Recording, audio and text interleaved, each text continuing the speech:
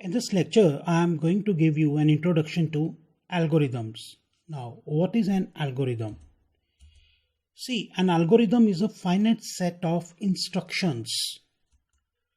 It is a textual representation of flow of logic. That means we use some textual representations to show the flow of logic that we are going to apply to solve a particular problem. And one thing that is very important about algorithms is it is independent of any programming language. What I mean to say is it is not when I write an algorithm, I won't say that this algorithm has been written in C language, C++ or Java or Python. Algorithms, they are independent of any programming language. That is why they do not have any fixed standard syntax, right? So various authors, they use different kinds of syntax. So we shouldn't be particular about the syntax of writing an algorithm.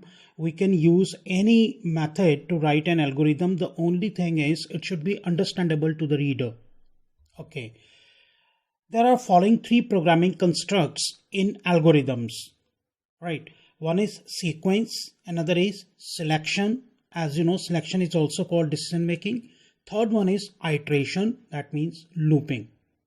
So let me give you an example of a very simple algorithm.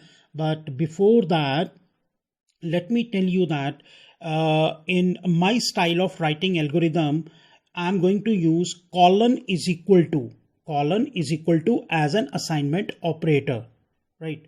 So if you know C language, you know that is equal to is the assignment operator in C language.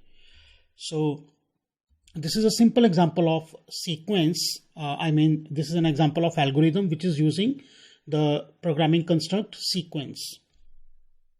So step number one, set A colon is equal to 100. What does it mean? It means I am assigning the value 100 to the variable A. Set B colon is equal to 500. It means I am assigning the value 500 to the variable B. Let me remind you, colon is equal to is the assignment operator.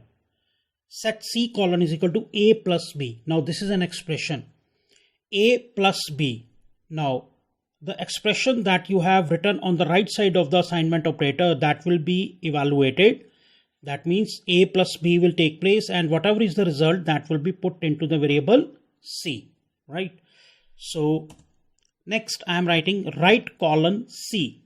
In algorithms, if we want to show the result on the screen, if we want to suggest that the result is being shown on the screen, then we use the right statement. I am writing right colon is equal to C. That means I am going to display the value of the variable C.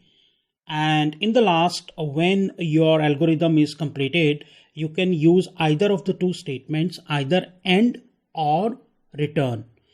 In the subsequent lectures, I will tell you the difference between end and return.